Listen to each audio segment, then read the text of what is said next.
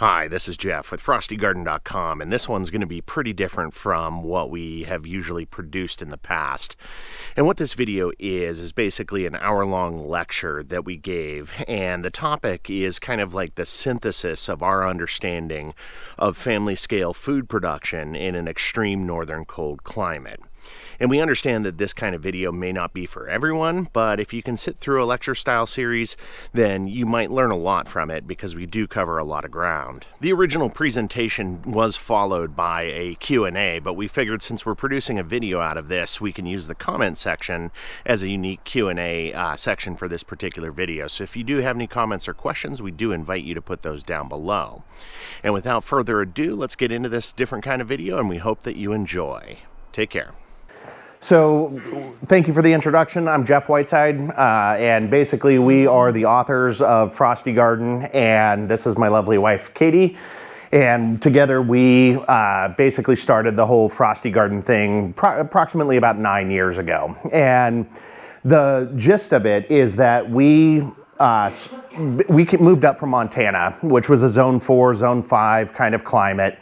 And we were looking at moving to Fairbanks, and we were looking into like, how do you grow garden in zone 2, right? Like that was big and scary to us. And to be honest, there was almost no public information out there on that extreme northern cold climate information. We could find little tidbits, but nobody was really talking about it. And we're, you know, a little bit younger. I'm Gen X, my wife is millennial, you know, and so we use the internet for these things, right? And so when we moved up, we kind of thought, well, we know we're going to garden. And so what we decided to do was kind of document our learning process as we went into it. And so we started the website, frostygarden.com. And it originally started as kind of like a blog, like, you know, we were just talking about what are we doing and that kind of stuff. And I kind of realized that I didn't really like doing that, right? And what it comes down to is that gardening doesn't change from season to season. You're doing the same things over and over and over again. And so we kind of changed into more of a deep dive kind of article-based website. And then as the internet moved on, social media became more important. Facebook, it was what everybody was using. People were on Instagram. And so we kind of shifted into that, and then even last year we added YouTube into the mix. And so now we're producing a number of different cold climate focused topics that are accessible. And one of our main objectives is to create, like our mission statement is to create a public, easily accessible and free base of information that people can go to. And what we're really trying to do is get younger people into gardening, you know, make it more accessible, break down all the gatekeeping and all that kind of stuff that has happened in gardening, and really try to make it so that it's more accessible to people. Just a little bit about us. We have full-time jobs. We, you know, are really working hard to do our garden. And what we're trying to do is demonstrate that you can do this stuff and you can actually do large-scale gardening and not, you know, have to be a farmer full-time. So that's kind of the basis. And you can go ahead and, oh, yeah. There we go. So if you could go to the next slide. So a bunch of information here, and we are going to be producing a video out of this. And so if you are interested in going back to it or getting the slide deck, you'll be able to get to that. But basically we practice what we would call family scale food production. And what where we're at right now, we're producing about 15 to 20% of our total annual food needs. And we're doing this again with full-time jobs. We use on-grid techniques, off-grid techniques. We leverage pretty much every preservation technique out there. And so, and we're also growing in an urban environment, like in the city, and then also in a semi-urban environment, more, you know, out in the sticks kind of thing that are more off-grid. So, and you can go ahead and go to the next slide. This is just kind of a rundown of the various kinds of topics. So we're talking about everything from indoor gardening and building grow rooms, greenhouses, temperature control, just general gardening, growing from seed. We are 100% grown from seed. And so we put out information about how we're doing it and that kind of stuff. And our approach is very experiential, right? So we are trying to say, there isn't one right way, but this is how we do it, right? And how we've solved these problems and that kind of stuff. And we recognize that everybody has different ways. When we were doing the botany notes, everybody has, some are like, well, just throw them out there and hope they survive. And then others have more measured techniques. So anyway, next slide. We just want to thank everybody. Thanks to the Anchorage Gardening Club for having us.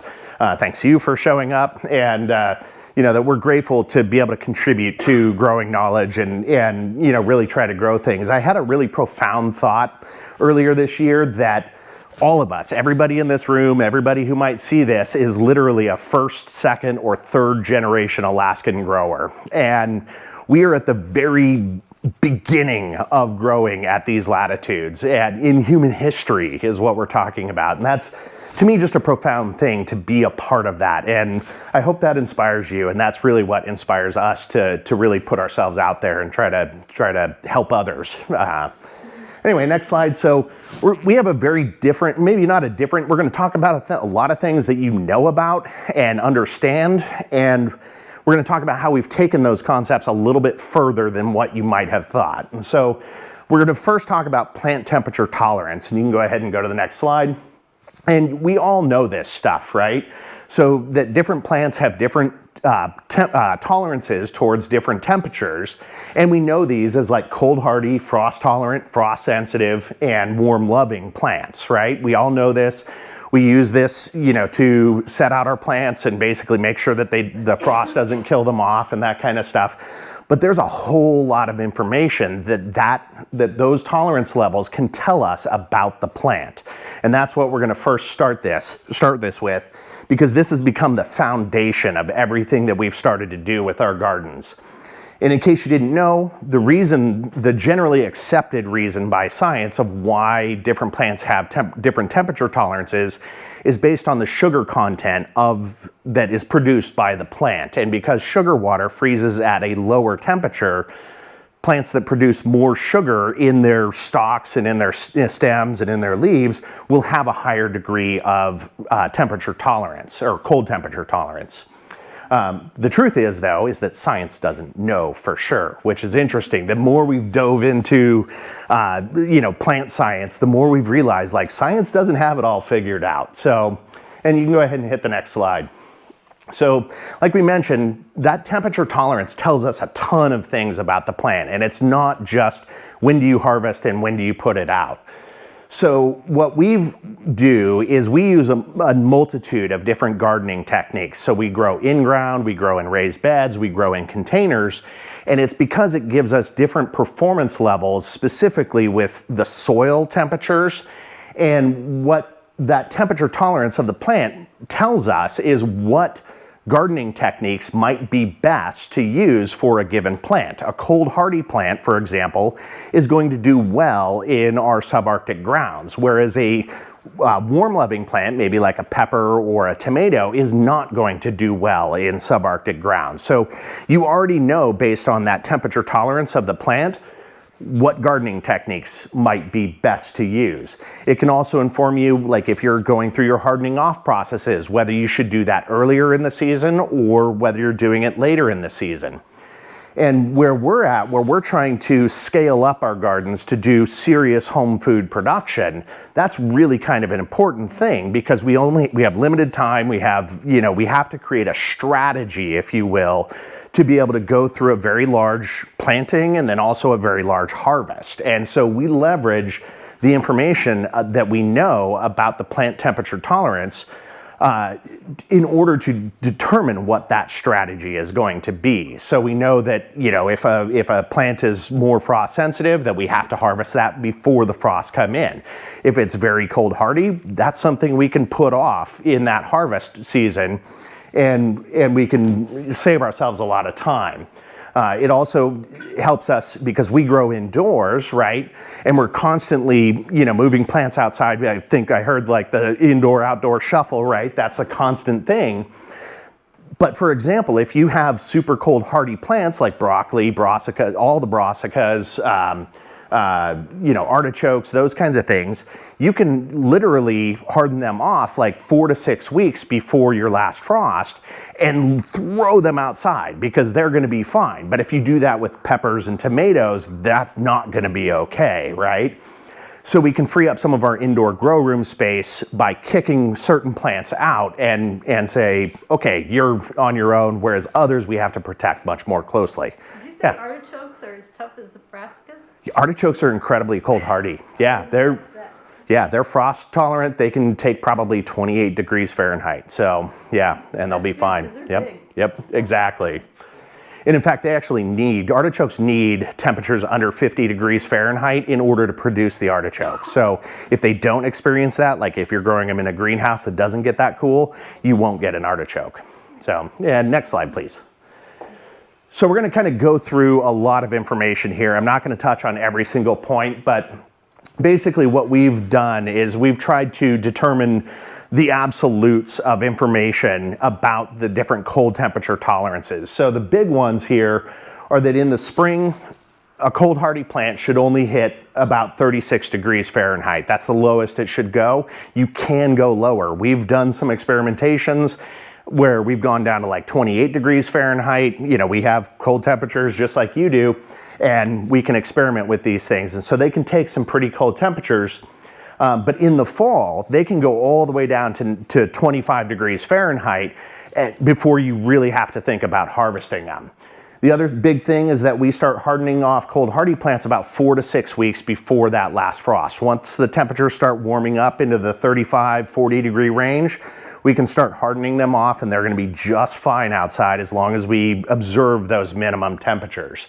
And again, what our goal is to try to get those outside as soon as possible because the sun is way better at growing plants than anything we could artificially create indoors.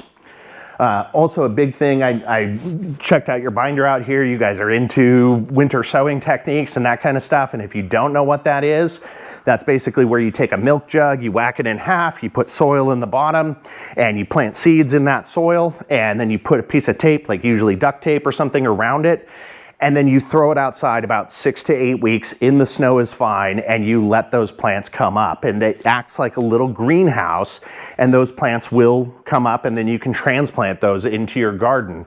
And so if you don't have an indoor growing space or something like that, that's a great way to do this. And cold hardy plants are going to be better at that because they can handle those cooler temperatures. And so we can go ahead into the next slide. Yeah. It was minus 35? It's actually like the squiggly, like about 35. I should probably fix that. About 35, 36. This is Fairbanks. Maybe. It could be. We're not growing at negative 50. You really got something.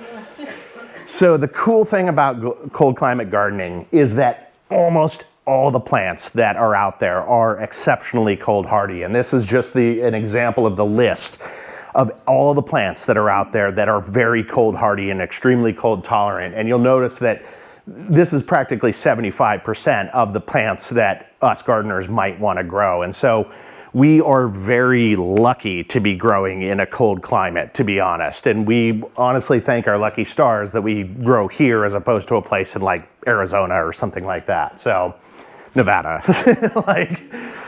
So anyway, tons of veggies. We can go into the next one.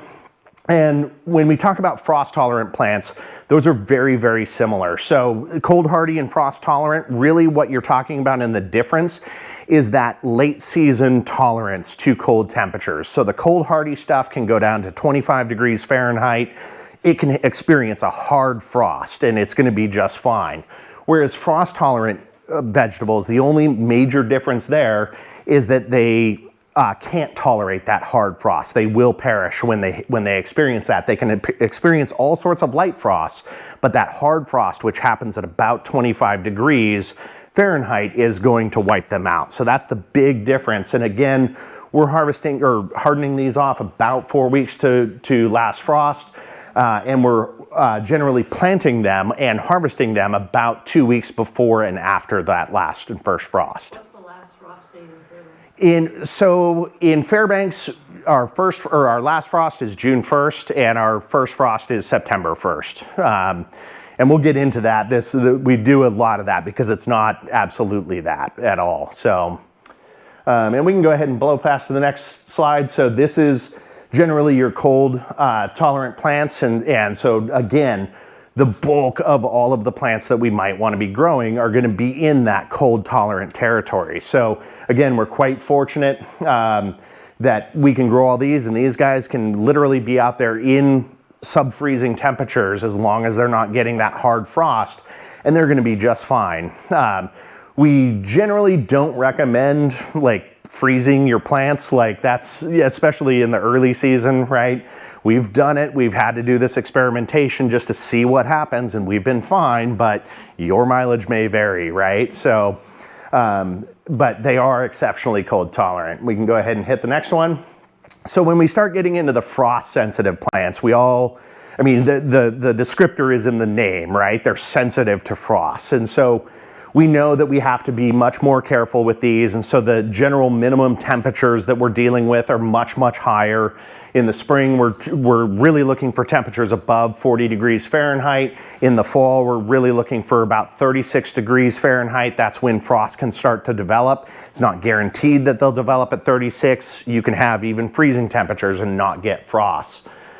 So, but with these, we have to be a lot more careful in our hardening off processes because we obviously can't put them out too early. And so in general, we're looking at somewhere between 2 to 4 weeks before our last frost that we start hardening these guys off and maybe putting them out into our greenhouse and that kind of thing. And so, one of the big things is that these are usually not great candidates for that winter sowing technique. So, and it's because they just don't have any tolerance to those cold temperatures. And if you put them out there in their little milk jug greenhouse, the problem isn't during the day, right? The sun hits it and warms it up and everything like that. It's overnight where the low temperatures can be below freezing, and there comes a point where there's not enough ambient heat to fight against the cold temperatures of night. And so a seedling can pop up, and if you have freezing temperatures, poof, that guy is gone. So, so generally speaking, frost-sensitive plants are not great for that particular technique. And we can go ahead and move on. Fortunately, we're getting into lesser and lesser numbers of commonly grown plants. So, we're talking about peas and corn and tomatoes and beans and most herbs and flowers. Those are going to be your frost-sensitive plants that we're going to be dealing with, that we have to be a little bit more careful. And let's go ahead and hit the next one, and then we get into the warm-loving plants. These are the plants that we all strive to grow, and many of us fail, and we struggle with a lot, right? And these are going to be the plants that just need the warmest temperatures. They need the warm in order to grow and thrive and all of that. And so they are more challenging inherently to grow in a place like Anchorage or Fairbanks or anywhere that has an exceptionally cold climate. But the thing is with these is we have to be exceptionally careful with them. So they have to be the first to be harvested. They have to be the last to be planted into our gardens. When we're hardening them off, we're only looking at days that are above 50 degrees. And when we leave them out overnight, those evening temperatures also have to be above 50 degrees. These plants love warmth, and we've done some experimentations, well, I'll call them mistakes because that's really what they were, right? Where we've subjected like our pepper plants to colder temperatures, like in the low 40s and that kind of stuff. And to be honest, that can impact those plants for life. Like they will never recover from that. They will not produce well, they will not grow well, and they're done for before you've even gotten started. And so it is just exceptionally important that we're really careful with the warm-loving plants, and these are definitely not on the winter sowing list, right? You can't do this with peppers or anything like that. So also what's interesting about warm-loving plants is there's a very strong correlation to them always needing warm temperatures in order to germinate. And if you're trying to germinate your seeds in cooler temperatures like a semi-heated garage or something like that, these are the plants where you really need that seeding heat mat in order to produce warmer temperatures in order to get them to germinate. So they're generally going to be needing probably about 70 degrees Fahrenheit in order to experience that initial germination. So there's a very strong correlation in the germination temperature and the cold temperature tolerance of the plants. Like I've been saying, there's a whole lot of things you can infer from that temperature tolerance of those plants. And we can go ahead and skip ahead. Again, fortunately, we're not talking about a huge number of plants, but some big and popular ones that we all like to grow. Our cucumbers, our squash, definitely melons, pumpkins. If you're trying to grow okra, I admire you. It's a tough one. You can get it to work. We've gotten it to work, but it's marginal. So.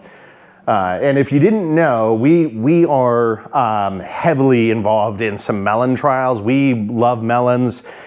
We used to get them out of Montana, and so I know that they can be done in zones 4 and 5. We've been trying to do them up in zone 2 in Fairbanks, and we've actually been able to produce melons, which is an unheard of unicorn thing in northern gardening. So it is possible. Unfortunately, it's highly experimental and fraught with difficulties. So, but we are happy to report that it can be done. So, Doing it outside? Or outdoors, completely outdoors. Yeah, in the greenhouse has always been possible as long as you're fertilizing the plants by hand, but because they are monoecious, and so you have to transfer that pollen. But we're trying to do it outdoors and trying to make that work because. And we try something new every year. And so if you follow us on Facebook, we'll inevitably talk about it, whether it's a success or failure. And in some ways, that's maybe how we got put on the map as far as like Alaskan gardening goes. Because like we got like, 1,000 followers after that. It was crazy. So and they were like, what? You did? That's impossible. And next one. So we've talked about that temperature tolerance. Now we're going to just generally go through like what we're dealing with as it's snowing outside, right? And ways we can think about our climate and deal with it. So we can go ahead and go to the next slide. So the first thing that we like to say is that that climate and weather are two different things. These often get conflated, and you have to separate them in gardening, right? So your climate is going to be your general trends of weather. So that's what you can generally expect. But the weather is what's happening outside. So it's snowing, or it's raining, or it's 40 degrees, or it's below freezing, right? So, and that's specific points in time. And what the truth is in northern gardening, I'm sure most of you know this, is that there's extreme seasonal differences from year to year, and there are no absolutes in northern gardening, and that's what makes it exceptionally challenging. Our frosts can come early, they can come on time, and they can also be late. Same thing with our first frosts at the end of the season. Those can come early or on time or very, very late. Last year we had snow on June 4th, I think, so we had a lot of our, garden in. Fortunately, and we're going to talk about how we strategize our, plantings.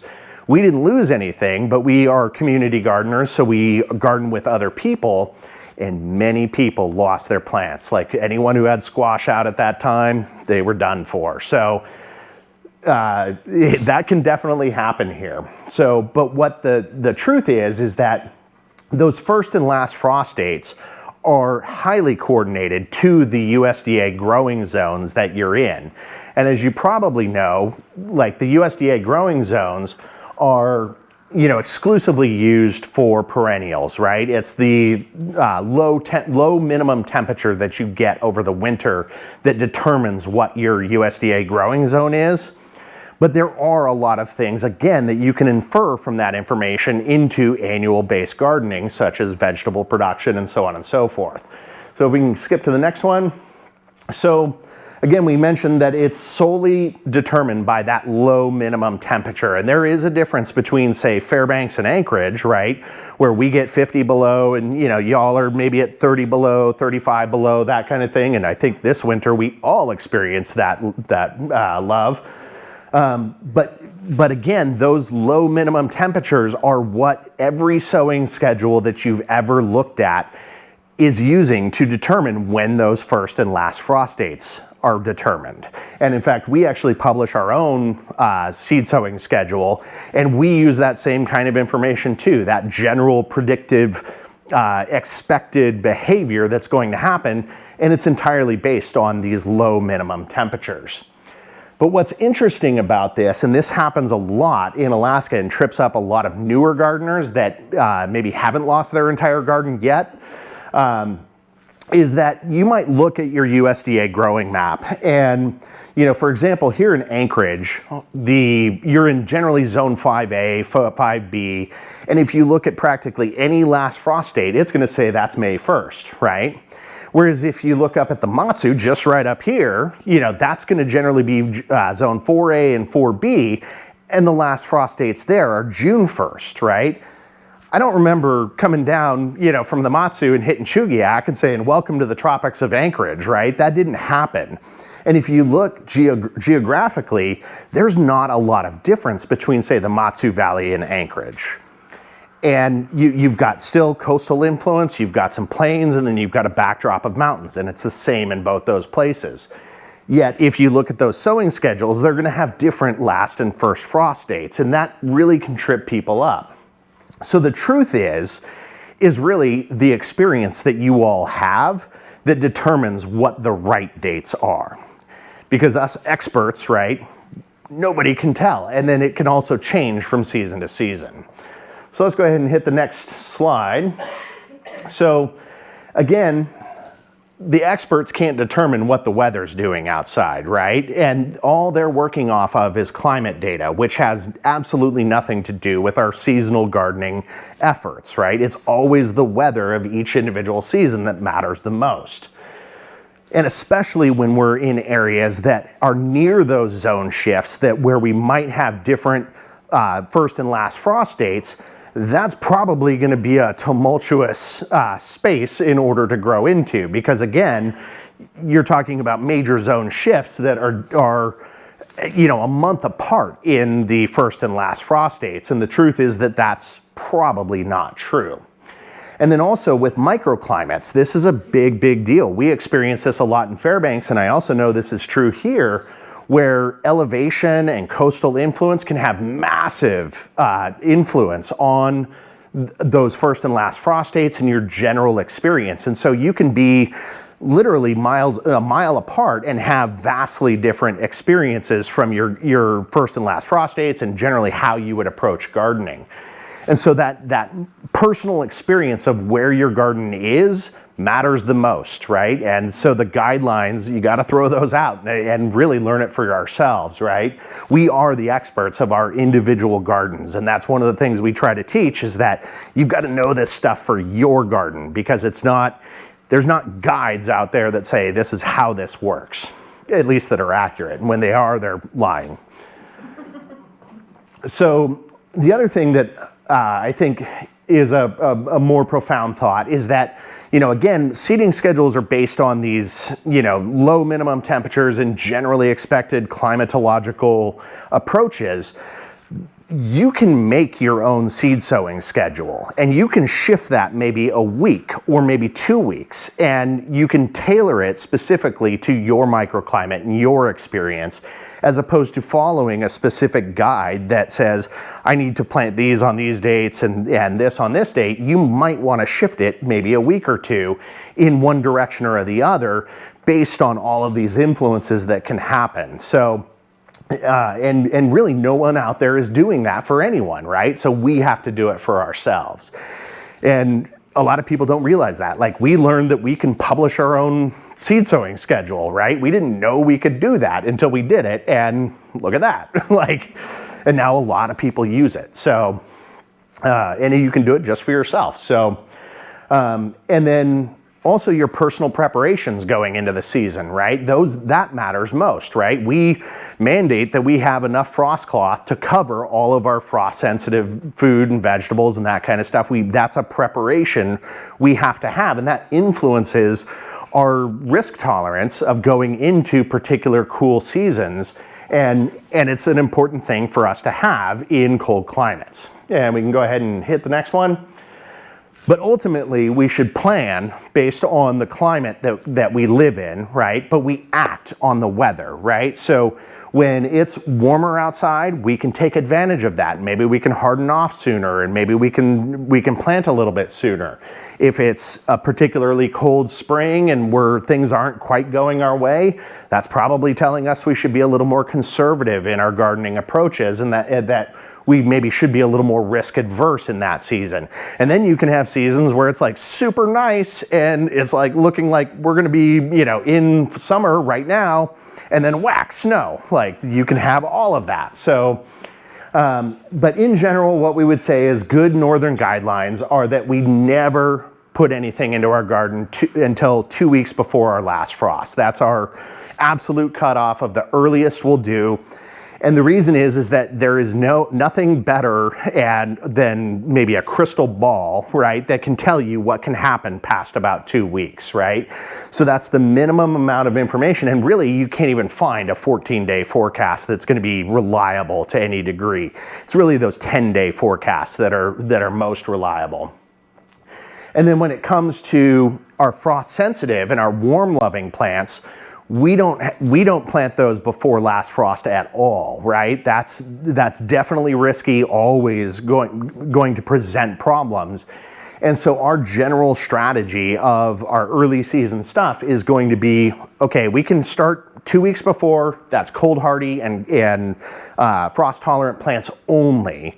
And then once we get to last frost, then we can start looking at planting those more frost sensitive and definitely warm loving plants. And with warm loving plants, it's often good for us to wait maybe a week or even 2 weeks after that last frost, just so we can be absolutely certain, because again, that cutoff isn't frost, it's 50 degrees Fahrenheit, and that's the minimum low temperature that we're looking at, so overnight. But ultimately, again, this stuff is like, you've got to develop a feel for it. And one of the things that we do is journal our seasonal experiences, right? You can, again, generally infer that in a cool season, yeah, it's likely you might experience some super late frost and that kind of stuff. And in a warmer season, you won't experience those things. But we've been growing in cold climates for long enough to, again, know that you can be deceived, and what we call that is fool's spring, right? Which we'll talk about a little bit further here. So we can go ahead and hit the next slide. We are not moving very fast here. So always pay attention to those low minimum temperatures and take advantage of warmer days. And we want to transplant those frost sensitive and warm loving plants after last frost, and we can keep on moving. So we're going to talk about some general cold climate gardening techniques. And again, what we're dealing with is a strength, not a weakness. There's a lot of people who lament about, oh, it's cold, and it's the best possible thing that we could possibly have. So the biggest thing that we want to, I'm going to kind of go through this quickly, but the biggest thing that we want to communicate here is that soil temperatures matter a lot more than our ambient air temperatures. And it's really the cooler subarctic soils that we're dealing with that are holding back our plants, and less so the cooler ambient air temperatures. We've done some experimentation with things in our greenhouse and then outdoors in containers, which will allow that soil to warm up very quickly compared against subarctic soils. And what we've determined is that in general, you can get about 70 to 80% of the growth you could get in a greenhouse in soil that is simply warmed up. And so this is one of the biggest reasons that we utilize container gardening very heavily in our food production efforts. And it's because you're dealing with a small mass of soil that can be warmed up exceptionally quickly. And we use darker containers so that they absorb the heat from the sun, and they warm up, and they get those roots into the satisfactory condition, and you can get about 70 to 80% of what you can do in a greenhouse outdoors in a container. So the soil temperatures matter. We can go ahead and skip through. Again, I guess really what I want to say about air temperatures is that, a lot of us try to pursue the greenhouse is the mecca, right? And what I would tell you is, like, we longed for a greenhouse when we moved up because we didn't have one and we were struggling, and we hadn't understood yet that soil temperatures are what was holding us back, and it wasn't the air. Now that we have a greenhouse, we spend all our time kicking plants out of the greenhouse, right? Where they're like, nope, you don't get to grow there. You don't get to grow there. We are very careful about what we plant into our greenhouse. And if it doesn't perform, it doesn't go in the greenhouse. So we can skip ahead. So a number of different techniques to raise the temperatures of soil. So raised row gardening. This is basically where you're mounding the soil up into rows, and it's basically like creating raised beds, but you're just moving dirt around differently, right? So you create a mound and then you plant into that, and that essentially allows the sun to warm that soil. Soil mounding, like you might do with squash, where you create a round mound that is raised. Again, same concept there. Raised beds, we all love them, same kind of concept, but you don't have to have all the expensive raised beds. Container gardening is a big one. We use container gardening very, very heavily in our techniques. And then thermal mass, concrete, our home, things like that. You can leverage that thermal mass in order to raise the soil temperatures. So again, this is the most important thing. That's our greenhouse in the middle of winter.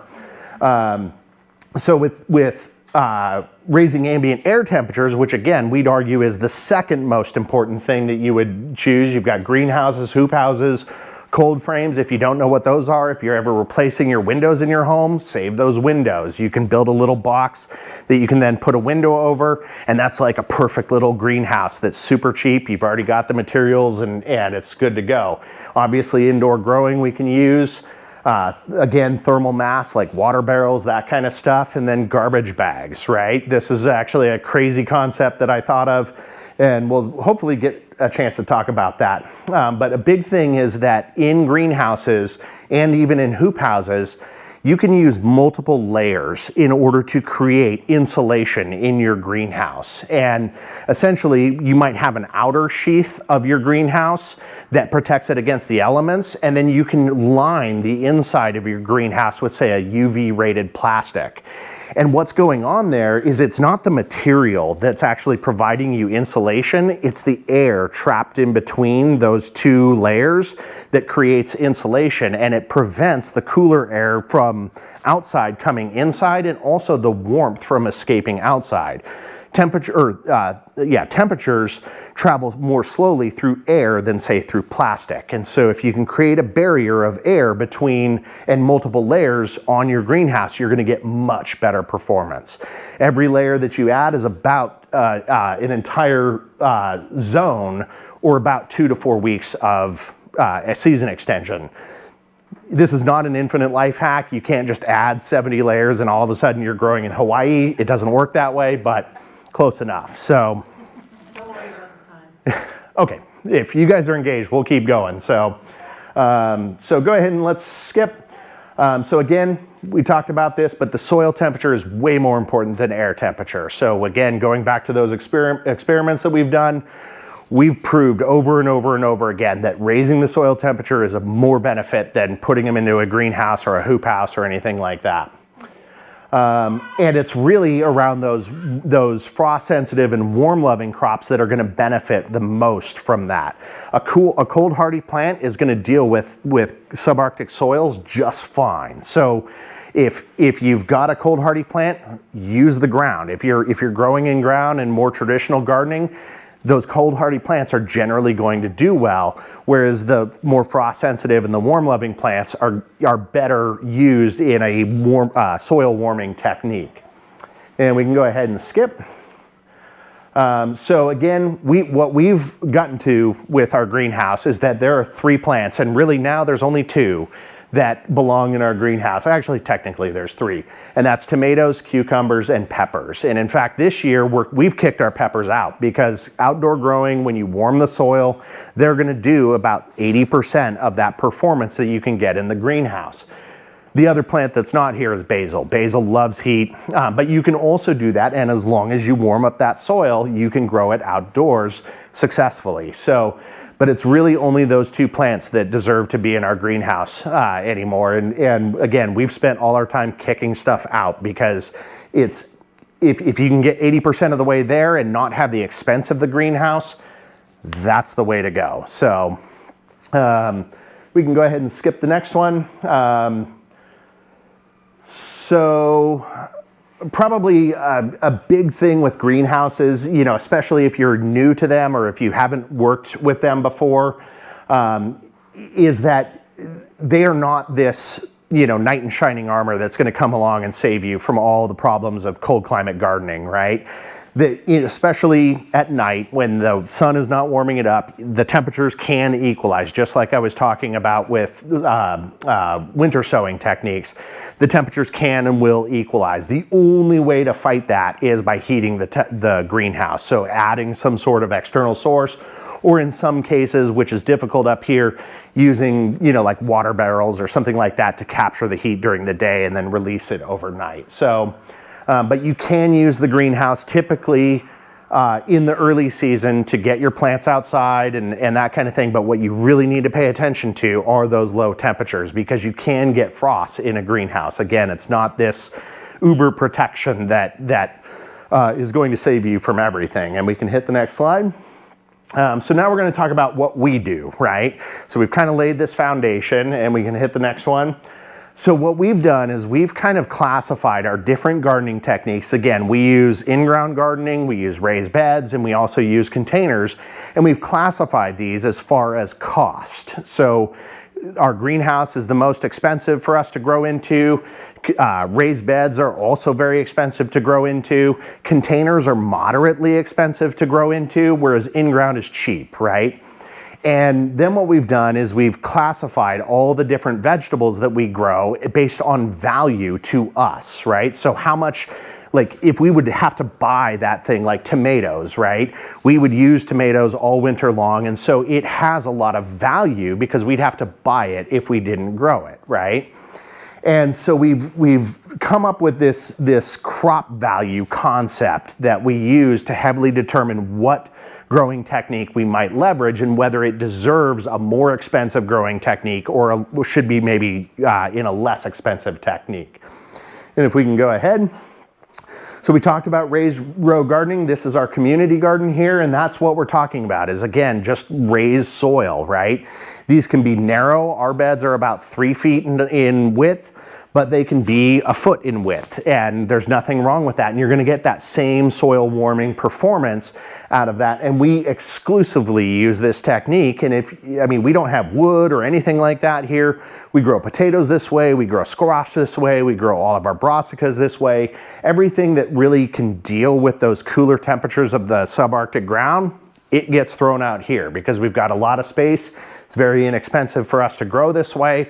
And so we generally prefer doing things this way when we find plants will tolerate it. And if we can go to the next slide. What is that black material? That is weed fabric, actually, and it acts as a mulch. So what that's doing is, one, it's keeping weeds from coming up. We use 5-ounce fabric, so it's very heavy duty and it keeps those weeds down. We have chickweed problems like crazy here. But it also acts as a mulch, so it also warms up the soil because the sun hits it and basically the heat gets trapped in there and then it can't immediately escape out of the top of the soil. So it's an excellent technique and good question. So these are our raised beds. We have about 160 square feet. We exclusively grow intensively in our raised beds. So we're doing high plant counts as close as we can possibly get.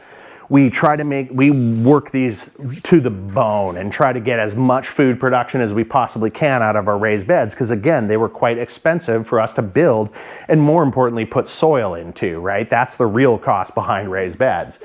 And so we try to make it so that basically our raised beds are producing as much food as we can. What we don't do is grow large plants like tomatoes or brassicas or anything that's going to get sizable in these raised beds. And the reason is that it's the plant that needs the space. It's not the roots, right?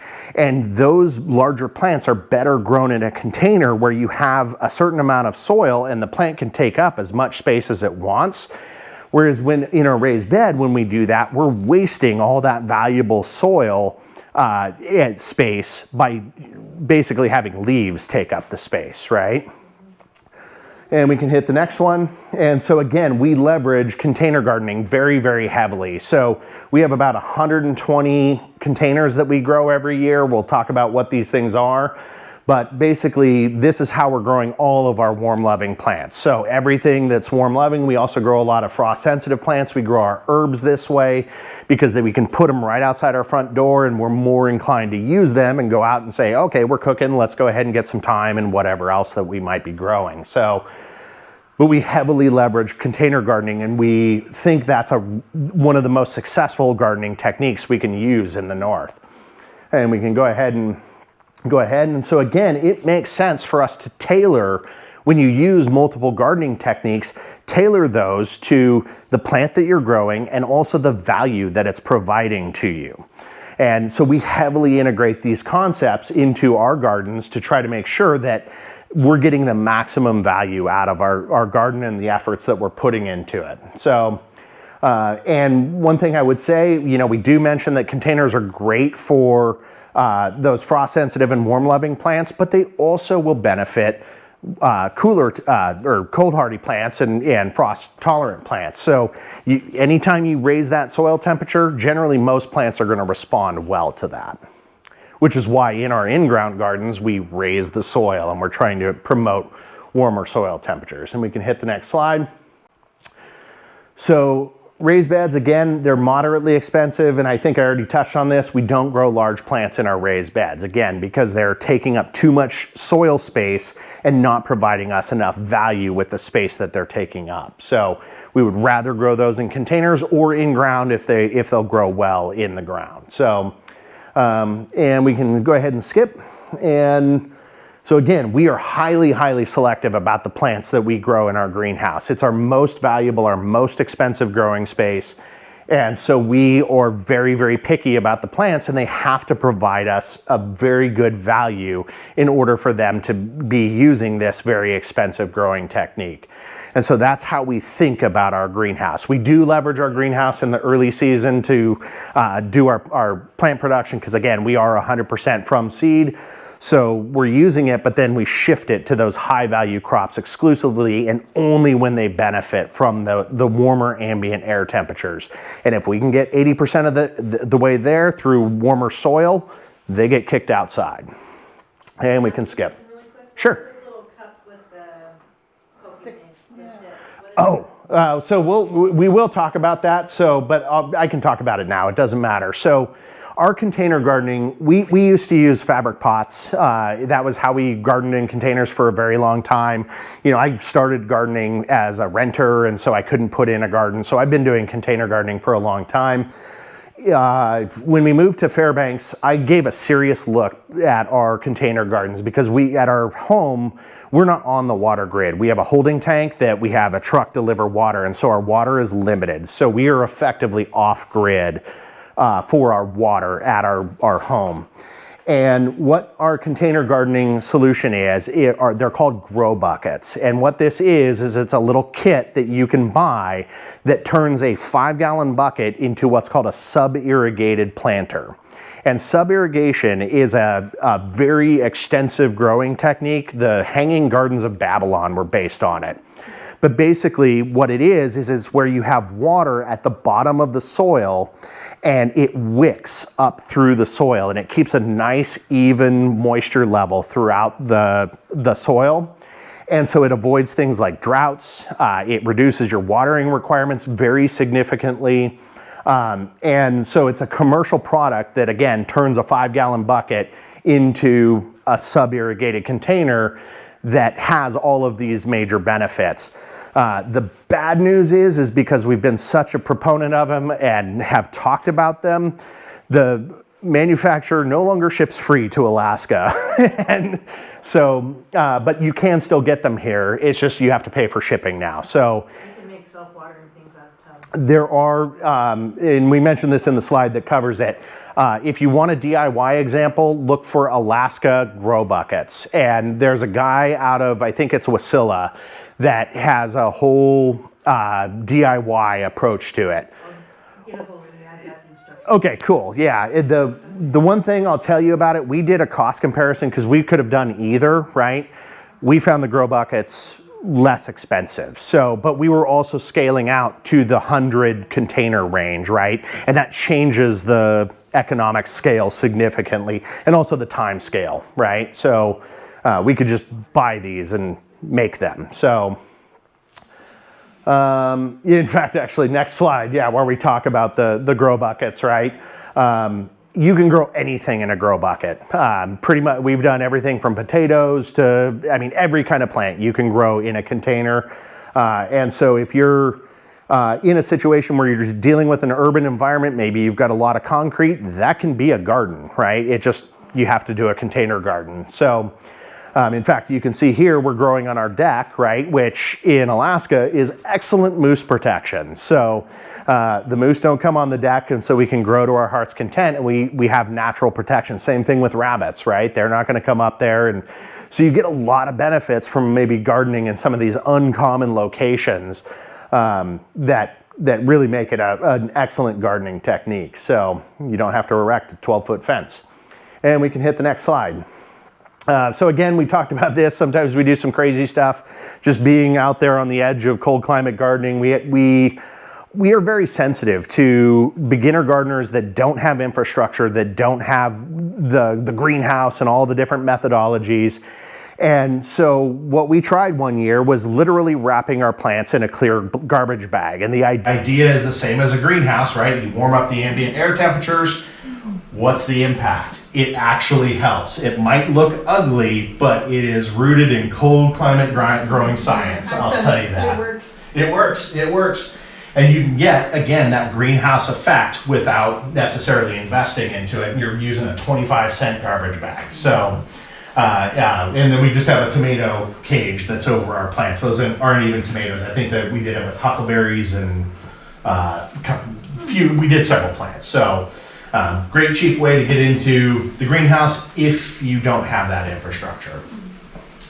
And so, are we still good for time? Oh, we got all the time. Okay, you guys are great. We love you. So we just are going to quickly go through, and this is the end, right? The beginner and advanced gardening tips and tricks, the things we tell you, right? So we're going to start with the beginners. So if you're starting your very first brand new garden, start small, right? Do not go into it thinking you can grow all your own food or look at us and say, gee, I can grow 15, 20%. Yes, you can, but not in your first year. So you will learn a lot of efficiencies and get better at gardening. And so if you're starting out, start small. We started with a little 100 square foot hobby garden, right? And it wasn't until we got comfortable with all the techniques and all the things we needed to do that we added more and more and more and more. And we only do that when we feel comfortable that we can take on more based on the efficiencies we've developed and the skills that we have to grow food. Growing food is hard. So, and growing plants is hard in general. It's a lot harder than the armchair gardeners like to think. So, understand that growing season, right? So the concept is you have a number of frost-free growing days, and you need to know what that is because that's going to determine what you can grow successfully. You cannot grow a plant that takes 160 growing days in a 110 growing day season. Never. That will never happen. So understand the number of days between first and last frost.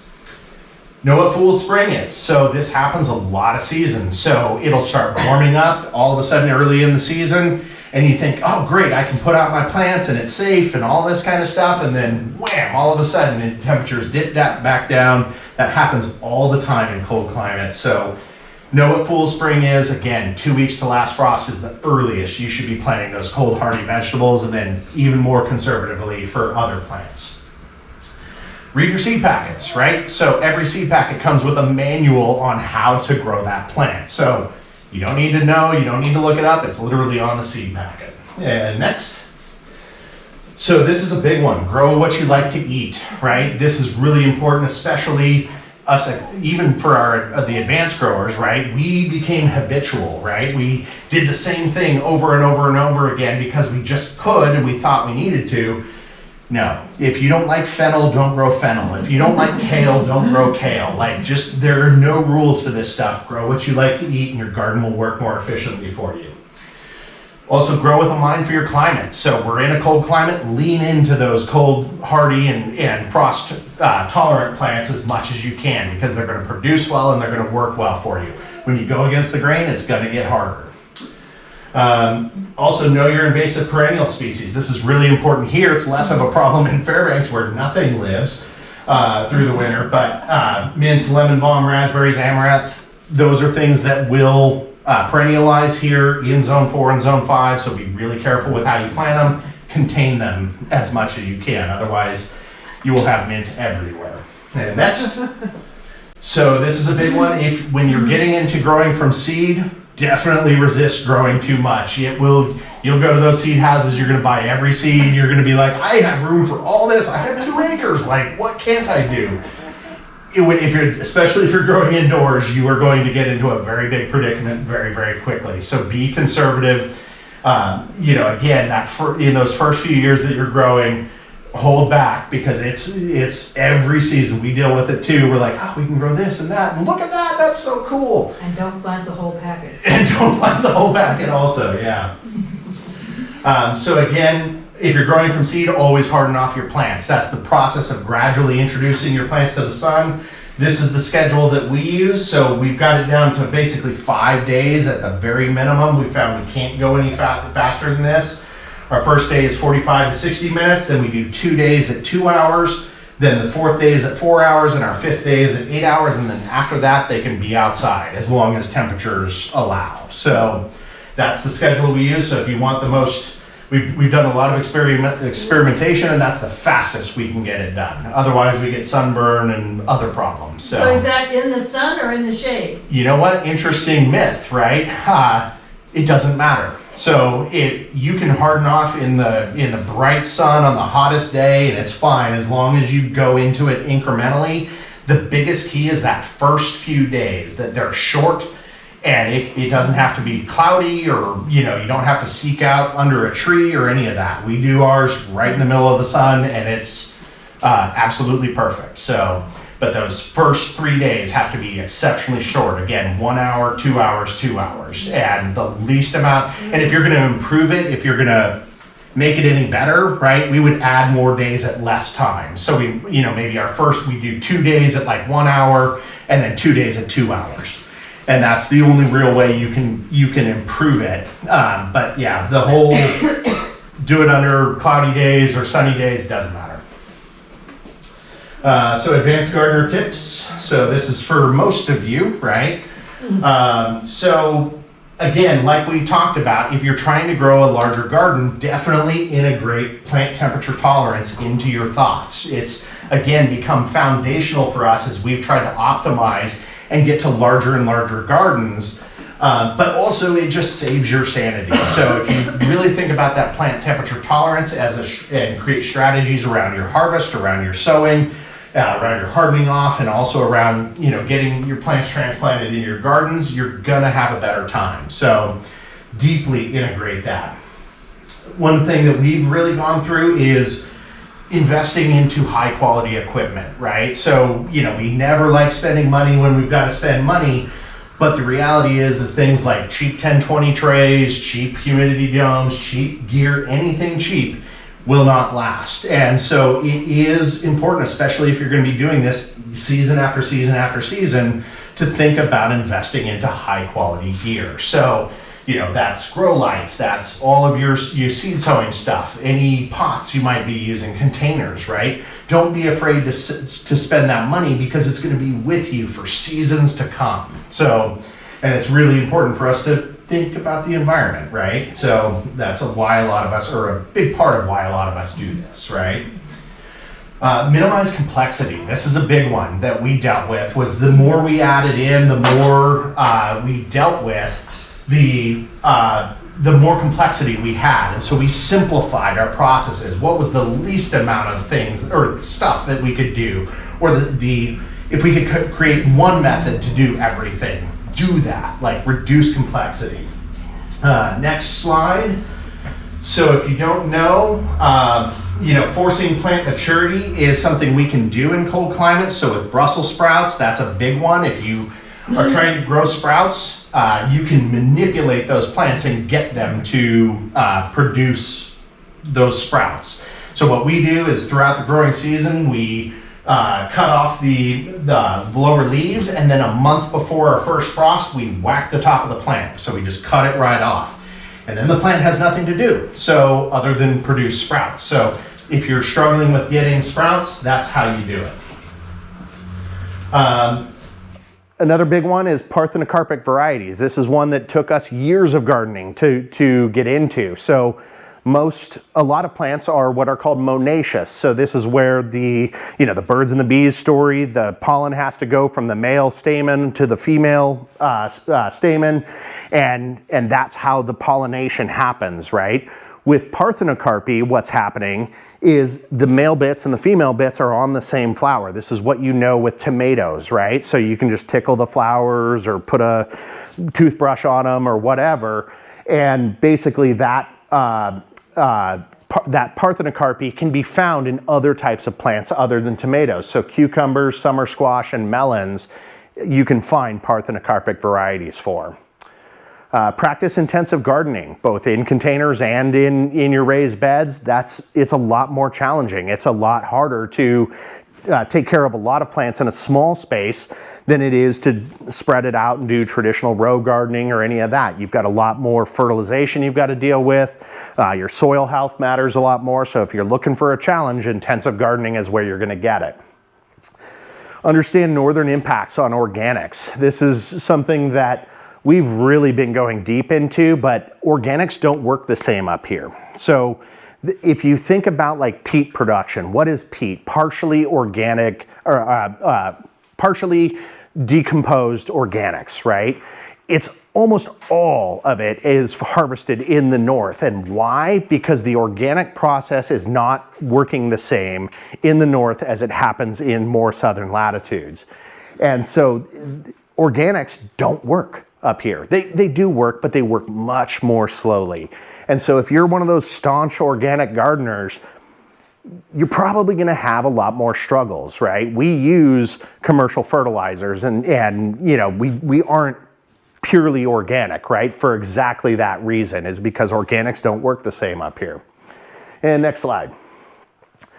So we were talking about one of these earlier. So question your assumptions and don't promote gardening myths. That's really important for us as leaders of gardening, that we don't repeat the same things that we've heard that we haven't personally experienced, right? Just like with hardening off, like what we were talking about. Everybody says you got to do it on a cloudy day or find a tree, and it's not true, right? And if you try it and you use a methodology like we've promoted here, you'll find it's not true. So it's really important, especially as we're trying to get younger people into gardening, that we give them true information. So, and there's zillions of gardening myths, it's crazy. So photoperiodism is a big one up here in the north. So photoperiodism is the physiological response to daylight, right? Or in some cases, darkness, right? It affects certain plants more than it affects others. Your cabbage ain't gonna care that we've got 24 hours of light, but these plants are definitely going to care that there's 24 hours of light. So if you're trying to grow catnip and you're wondering why it flowers literally by the time you are planting it outside, that's why. It's getting too much light, and unfortunately there's not much you can do about it other than, say, going south. But if you're wondering why you're struggling with these plants, it's because of the sun. And next slide. Oh, that's it. Look at that. So thank you, and we appreciate you putting up with us.